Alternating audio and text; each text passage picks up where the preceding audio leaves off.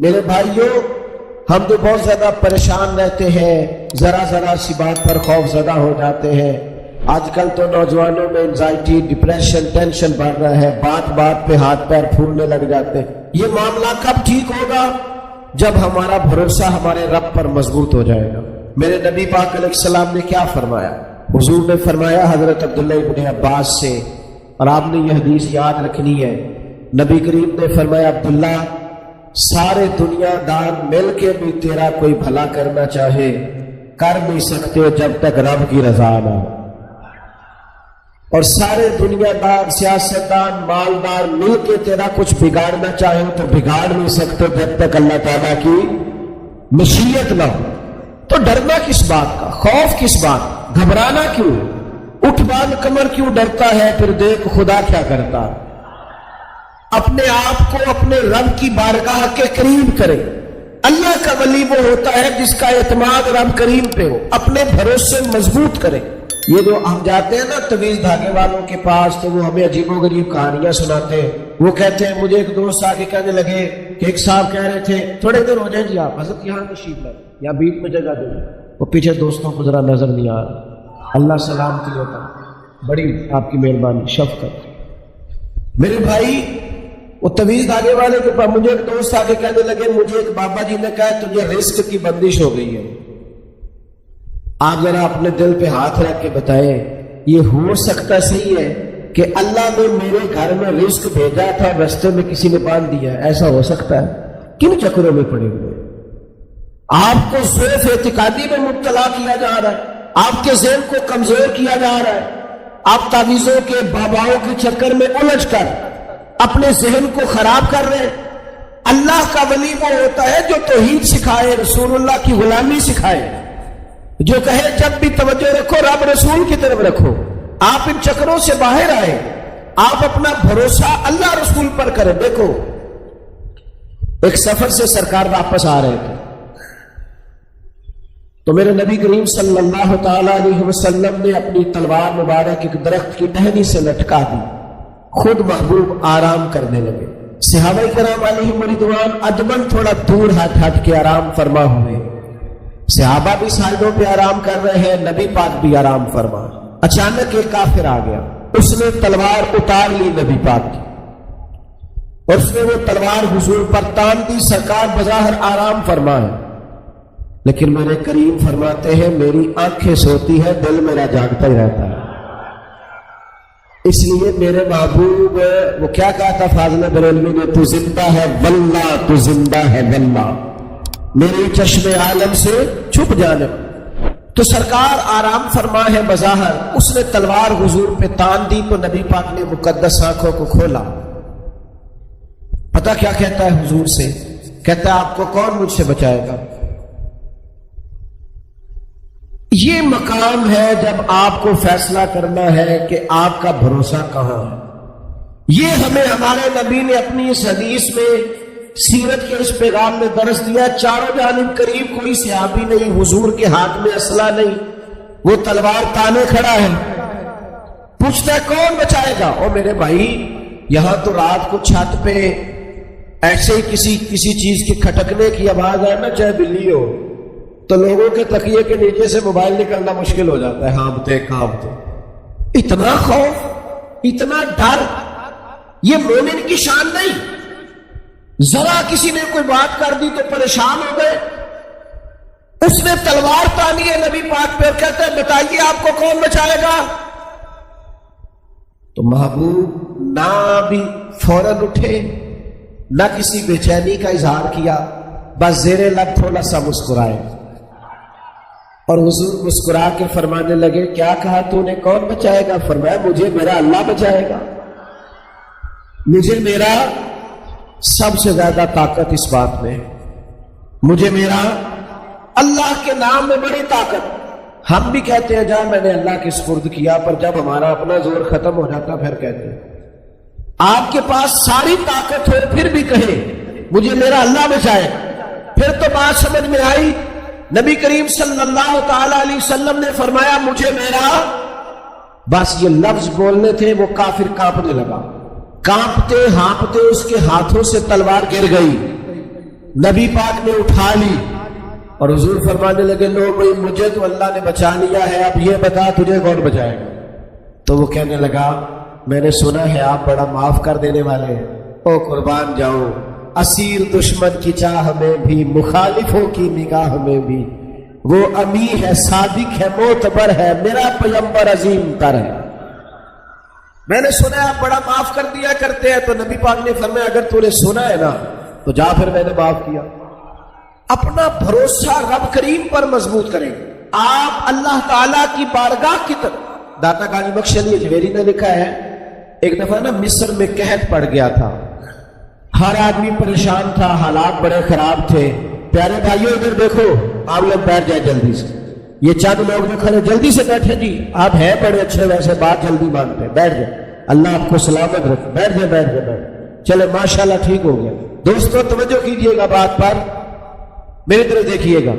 داتا صاحب رحمت اللہ علیہ فرماتے ہیں کہ قحط پڑ گیا تھا مصر میں، تو حالت یہ تھی کہ ہر آدمی پریشان تھا، حالات بڑے خراب تھے۔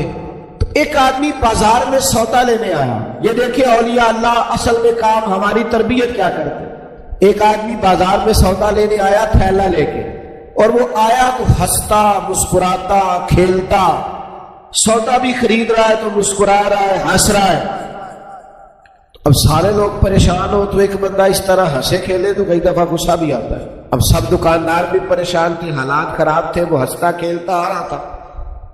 تو جو سودا لے لیا جانے لگا تو ایک صاحب نے اس سے کہا یار ہم سارے پریشان ہیں، قحط پڑا ہوا ہے، بارشیں ہوتی نہیں، جانور تک پریشان، تجھے کس بات کی خوشیاں چڑھی ہوئی ہے، تو اتنا کیوں خوش ہے؟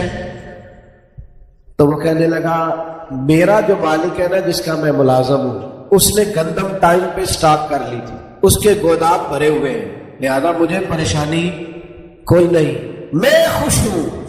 تم ہوگے پریشان، میں جو میرا مالک ہے اس نے بھر کے رکھے اپنے گودام، لہذا میں خوش ہوں۔ داتا علی اجمیری تربیت کرتے ہیں، فرماتے ہیں جتنا اس غلام کو اپنے آقا کے بھرے ہوئے گوداموں پر توکل تھا اور وہ خوش تھا، فرمایا کاش اتنا ہمیں بھی اپنے رب کے خزانوں پر توکل ہو جائے۔ کچھ بھی نہیں ہونے لگا، رب کے خزانے بھرے ہوئے، کاش یہ توکل ہمیں نصیب ہو جائے، یہ بھروسہ ہمیں مل جائے کہ ہمارے مالک کے، ہمارے رب کے خزانے بھرے ہوئے ہیں، وہ کرم نوازی کر دے گا۔ لوگ مایوس باتیں کرتے ہیں، کمزور باتیں کرتے ہیں، لوگوں کو پریشان کرتے ہیں، حالات بڑے خراب ہیں، پتہ نہیں کیا ہونے لگا ہے۔ اور میرے بھائی کچھ بھی نہیں ہونے لگا، بس آپ اپنا بھروسہ اپنے رب پہ مضبوط رکھیں۔ جب بھروسہ اللہ پر مضبوط ہوتا ہے نا، اللہ پر، وَمَن يَتَّقِ اللَّهَ يَجْعَل لَّهُ مَخْرَجًا، رب فرماتا ہے جو مجھ سے ڈرے گا میں ہر مشکل سے نکلنے کا اسے رستہ عطا کر دوں گا، ہر مشکل سے نکلنے کے لیے راستہ مل جائے گا۔ شرط کیا ہے؟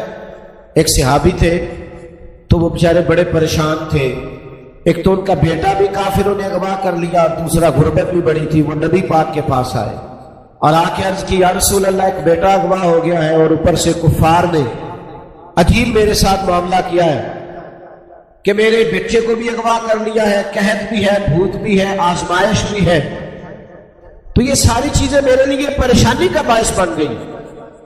تو نبی پاک نے فرمایا اسے گھر جا، اللہ پہ بھروسہ کر اور لا حول شریف کی تسبیح کر، لا حول ولا قوت الا باللہ العلی العظیم، اس کو زیادہ پڑھ۔ سمجھ آ رہی ہے آپ کو؟ اللہ پہ بھروسہ کر، اللہ پہ۔ وہ صحابی کہتے ہیں میں گھر چلا گیا، جا کے میں اور میری بیوی تسبیح پڑھنے لگے، رب پہ بھروسہ مضبوط کیا۔ ابھی تھوڑی دیر ہی گزری تھی، دروازے پہ دستک ہوئی، دروازہ کھولا تو بیٹا دروازے پہ کھڑا تھا۔ غربت بڑی تھی گھر میں، تو بیٹا اکیلا نہیں آیا، 400 بکریاں بھی ساتھ لایا۔ تو ہم نے اس سے کہا یہ کیا ہوا؟ کہنے لگا وہ پتہ نہیں کافروں کو کیا ہوا ہے، وہ مجھے انہوں نے باندھ رکھا تھا پر سارے سو گئے، میں نے ذرا حرکت کی رسیاں کھل گئی، جہاں مجھے باندھا ہوا تھا وہاں باڑے میں بکریاں تھی، یہ 400 بکریاں بھی میں لے آیا ہوں۔ انہوں نے جا کے نبی کریم سے پوچھا تو محبوب پاک نے فرمایا اللہ نے تمہاری غربت کا علاج کر دیا ہے۔ اللہ پہ بھروسہ کرے، اپنے بچوں کو بھی رب پہ بھروسہ کرنا سکھائے۔ اور دوسری بات، محنت خوب کرے، جد و جہد کرے۔ اسلام فعال زندگی کو پسند کرتا ہے، کوشش والی زندگی، ہاتھ پہ ہاتھ دھرے بیٹھے نہ رہے۔ توکل کا مطلب یہ ہے کہ محنت خوب کرنی ہے، بھروسہ اللہ پہ چھوڑنا۔ ہم کام نہیں کرتے، جد و جہد نہیں کرتے، کوشش نہیں کرتے۔ جو بندہ محنت کرتا ہے نا وہ اللہ رسول کا پیارا ہے۔ حضور فرماتے ہیں سب سے زیادہ تکلیفیں نبیوں پہ آتی ہیں، اور میں اللہ کا آخری نبی ہوں، سب سے زیادہ مجھ پر آئی ہیں۔ وہ بھائی وہ محنت کرتے، آزمائش آتی، تکلیف آتی، دکھ آتے، انہوں نے کام کیا، ہم کام نہیں کرتے، کوشش نہیں کرتے، توجہ نہیں کرتے۔ ہم میرے عزیز اگر ہم اپنا بھروسہ اپنے رب کریم پر مضبوط کر لیں، ہماری توجہ اللہ کی جانب ہو جائے، بڑی ساری ٹینشنیں دور ہو جائیں گی۔ لیکن شرط کیا ہے؟ خوب محنت کریں، خوب جد و جہد کریں۔ ایک نوجوان آیا تھا نبی پاک کے پاس کچھ سوال کرنے، حضور کچھ دیجئے، سرکار سب کو دیتے ہیں، بلکہ صحابہ فرماتے ہم نے تو کبھی لفظ لا حضور سے سنا ہی نہیں، حضور سب کو عطا کرتے۔ لیکن اس شخص نے آ کے جب سوال کیا نا یا رسول اللہ کچھ دیجئے، تو نبی پاک نے فرمایا تیرے پاس کچھ بھی نہیں۔ اس نے کہا کہ کمبل اور ایک پیالہ ہے میرے گھر میں۔ اتنا غریب آدمی تو اس محفل میں کوئی بھی نہیں ہوگا جس کے گھر میں ایک ہی کمبل ہو اور ایک ہی پیالہ ہو۔ سرکار نے وہ کمبل اور پیالہ منگوا لیا، اور منگوانے کے بعد اس کی بولی لگوا دی۔ فرمایا کون خریدے گا؟ ایک شخص نے کہا 1 دینار میں خریدوں گا، ایک نے کہا 2 دینار میں۔ نبی پاک نے 2 دینار میں وہ کمبل اور پیالہ بیچا۔ نوجوانوں سنو، اپنے گھر سے انویسٹمنٹ لے کے جانی ہے، کسی سے نہیں مانگنا، یہ اولیاء اللہ کا پیغام ہے۔ فرماتے وہ 2 دینار میں بیچا، فرمایا 1 دینار کا گھر کھانا لے جا اور 1 دینار کا کلاڑا خرید کے لا۔ فرماتے ہیں وہ کلاڑا خرید کے لایا تو اس میں دستہ نبی پاک نے اپنے دستے مبارک سے لگایا، اور حضور نے فرمایا جا جا کے جنگل سے لکڑیاں کاٹ کے بیچ، کھا بھی اور کھلا بھی، تو محنت کر، 15 دن نظر نہ آنا۔ فرماتے ہیں وہ 15 دنوں کے بعد صحابی آئے تو فرمایا اب تیرا کیا حال ہے؟ عرض کی یا رسول اللہ پہلے 1 پیالہ تھا اب سارے گھر کے برتن بن گئے، پہلے 1 کمبل تھا اب سارے گھر کے بستر بن گئے۔ تو بھروسہ اللہ پہ کرنا ہے اور محنت بڑی کرنی ہے، جد و جہد۔ یہ چھوڑ دو سیاستدانوں کی گاڑیوں کے پیچھے بھاگنا، مالداروں کی گاڑیوں کے پیچھے بھاگنا چھوڑ دو، یہ چھوڑ دو پیروں کی گاڑیوں کے پیچھے بھاگنا۔ آپ سیدھا سیدھا اپنے رب پہ بھروسہ کرو۔ یہ آستانے، یہ پیر خانے آپ کو اللہ رسول سے جوڑتے، آپ اپنی توجہ رب رسول کی جانب کرے۔ میدان بدر میں مسلمان کمزور تھے، میرے نبی پاک نے مصلی بچھایا، رب کہتا وَلَقَدْ نَصَرَكُمُ اللَّهُ بِبَدْرٍ وَأَنْتُمْ أَذِلَّةٌ، تم کمزور تھے وہ تو بدر میں تمہارے رب نے تمہاری مدد فرمائی۔ اللہ کی مدد پر بھروسہ کرے۔ دوسری بات وَكَانُوا يَتَّقُونَ، اولیاء اللہ کون ہوتے ہیں؟ جو پرہیزگار ہو، پرہیزگار، ولی پرہیزگار کو کہتے ہیں۔ پرہیز ایک ہوتا ہے نمازی، ایک ہوتا ہے حاجی، ایک ہوتا ہے سخی اور ایک ہوتا ہے متقی۔ ولی متقی کو کہتے ہیں۔ نماز پڑھنے والا نمازی ہے، حج کرنے والا حاجی ہے، سخاوت کرنے والا، اور گناہ سے بچنے والا متقی ہے، جو پرہیز کرے، گناہ سے بچے۔ ڈاکٹر کے پاس جب ہم جاتے ہیں نا دوائی لینے تو ڈاکٹر 2 چیزیں بتاتا ہے، ایک تو ڈاکٹر دوائی بتاتے ہیں اور ایک ساتھ پرہیز بتاتے ہیں۔ مشکل کام کیا ہوتا ہے؟ دوائی کھانا کہ پرہیز کرنا؟ بس آپ سمجھ گئے بات۔ بس جو پرہیز کرے نا، گناہ سے پرہیز کرے، اسے اللہ کا ولی کہا جاتا ہے۔ آج آپ خانقاہ ویسیہ پہ بیٹھے ہیں نا، بڑے بڑے علماء نے آ کے یہاں بیعت کی ہے۔ فیض مجسم حضرت علامہ فیض احمد ویسی صاحب جیسے لوگ، صاحب تصانیف کثیرہ، اتنے بڑے بڑے بزرگ جب آتے ہیں تو میرے بھائی اس کا کچھ مطلب ہوتا ہے، اس کا کوئی معنی ہوتا ہے۔ آپ سمجھے، متقی اور پرہیزگار لوگ، جب تک ہم تقوی، ہم نہ متقی نہیں، ہم پرہیز نہیں کرتے، بات کرنے میں بھی پرہیز نہیں کرتے، جو منہ میں آیا کہہ دیا۔ اپنی زبان کو پرہیزگار بنائے۔ اللہ کے بندوں کی زبان پرہیزگار ہوتی ہے، ہر بات نہیں کر دیتی، ڈر ڈر کے بولتے، خوف خدا کا ان پر غلبہ رہتا ہے۔ وہ کوئی بھی مبہم بات، ہمیں بڑا ہی شوق ہے باتیں کرنے کا۔ اوہ بعض لوگ تو ایسے ان کے پاس آپ بیٹھ جائیں تو کان درد کرنے لگتے، اتنی باتیں۔ او بھئی آپ اتنی بات کریں جتنا آپ کی بات بے وزن نہ ہو۔ نبی پاک صلی اللہ تعالی علیہ وسلم نے فرمایا کبھی کبھی تم بات کرتے کرتے اتنا خوبصورت جملہ بول دیتے ہو، اللہ کو اتنا پسند آتا ہے کہ رب تمہارے لیے جنت کا فیصلہ کر دیتا۔ اور فرمایا کبھی بات کرتے کرتے تم اتنا غلط جملہ بولتے ہو